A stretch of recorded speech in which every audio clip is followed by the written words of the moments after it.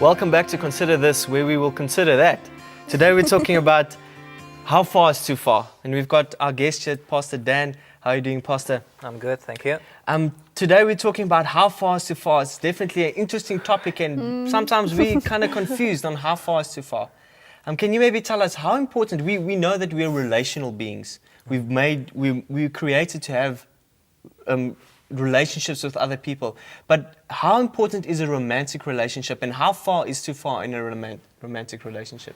First of all, I think that a romantic relationship is very important in any normal person's life. Okay. Second of all, I think this is a very important topic, even though probably it's a topic that not many young people even consider these days anymore. And we are speaking primarily to the Y generation. All right, those born after the 1990. Yeah. But I would like to actually call it the why not generation.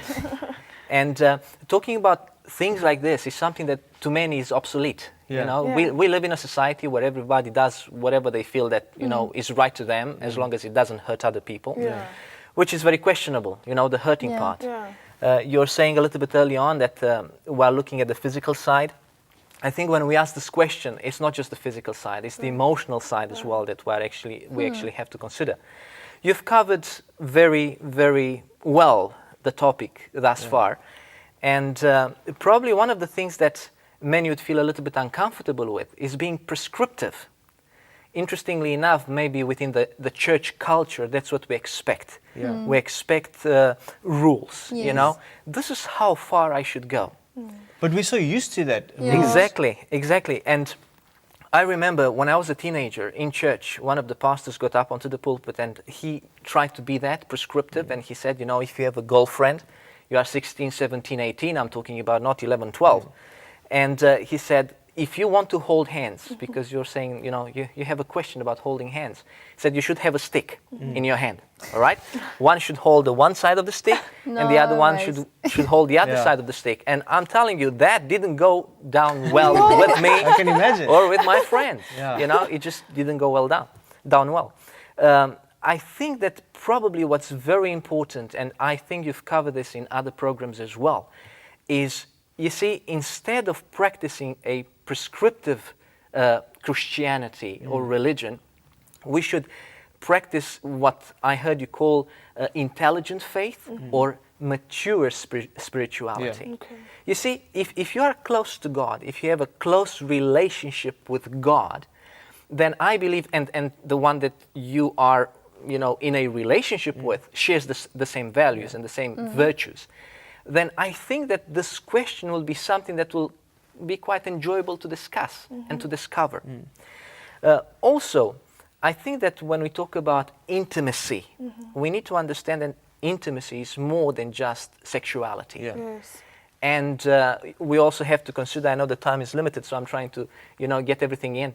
I think that we need to consider, where am I at in my life right now as far as relationships are concerned? You see, if I'm in school, and if my focus is, look, I want to study, I want to get a career, I'm not interested in looking for a life partner, but I'm a social being, so I want to have friends. And we'll see where things lead, you know, in this friendship thing, relationship thing. I think that, you know, one needs to be very clear and discuss, look, this is what I'm at, this is what I'm about, and let's see where, you know, what happens with us. As far as the Bible is concerned, you see, I'm not a medical doctor. If maybe a medical doctor was here, within the context of our society today, would say, watch out for STDs, watch out for AIDS, watch out for unwanted pregnancy, so condomize. Yeah. Right? That's what we're told on TV all over the place. I'm not going to go into that, whether you know that's a good message or not. If there was a psychologist here, then, you know, he or she would talk about the psychological implications. The emotional state that one finds himself or herself in, watching out for abuse, you know, and there are so many people that are going, you know, are on therapy because of the way they've mishandled relationships when they were not ready for it. And probably a psychologist would say, make sure that you are ready for it. Whether you are 16 or 19, if you are ready, you know, just go for it. Well, I'm a pastor. And as far as I'm concerned, the church has a voice, should have a voice. And on moral issues, I think that's also very important for us to be courageous enough to say, look, as far as the Bible is concerned, we're not only looking at the medical aspect, we're not only looking at the psychological aspect, but we're also talking about a religious dimension. In our relationship with God, we talk about things that many people don't talk about anymore. Sin. What do you mean by that, Pastor? I was talking about sin. You see, in our terminology, as a pastor, and when we speak about church matters, this is something that many people don't talk about anymore. You know, what's right, what's wrong, they qualify it in various ways. But as far as the church is concerned, as far as the Bible is concerned, let's not say the church, as far as the Bible is concerned, as far as God is concerned, there's something that separates us from Him. And if we want to have a relationship with Him, then we need to make sure that something doesn't exist or is not there. And I'm talking about sin. Yeah. Sin is the thing that we talk about.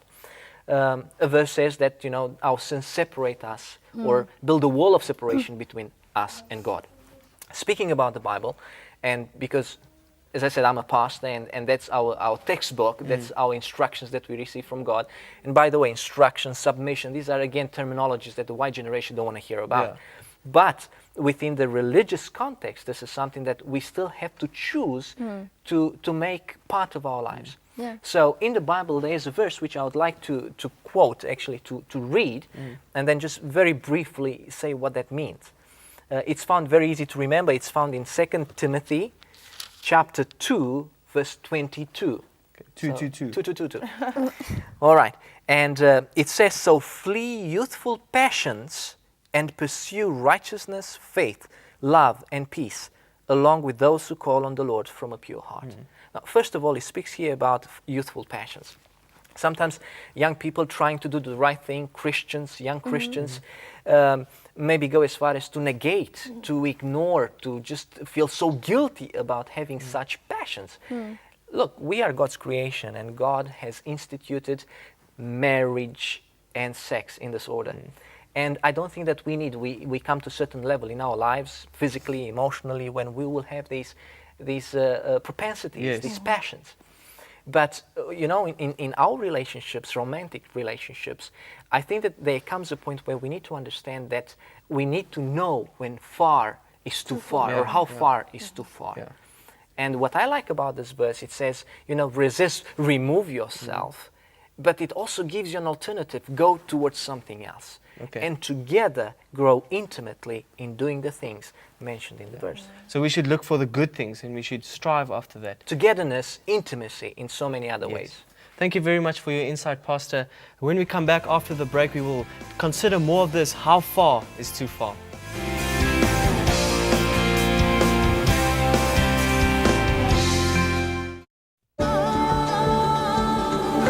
Family-friendly, global vision, and a holistic approach to thinking and living, unlike any other media source on the planet. Welcome to Hope Channel. Every hour of every day, any family member can watch.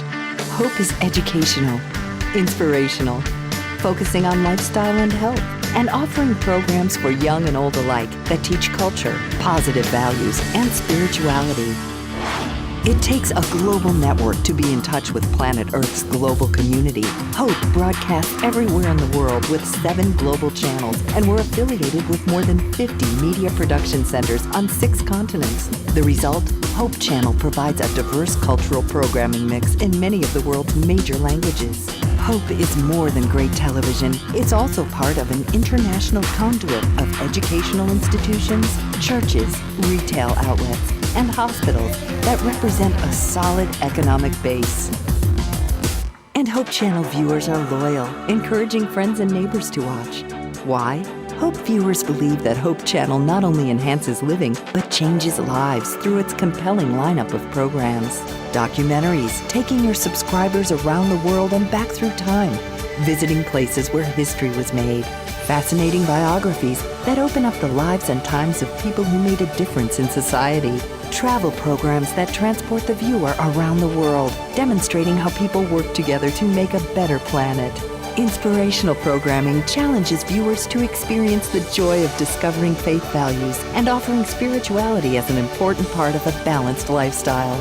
Health and lifestyle programs teach disease prevention and make healthy living simple and attractive. Hope Channel programs provide invaluable support for developing healthy relationships and strong communities. Diverse and positive programming. A global infrastructure and network. A commitment to family-friendly programming 24 hours a day, 7 days a week. This is Hope Channel, your source for quality of life programming.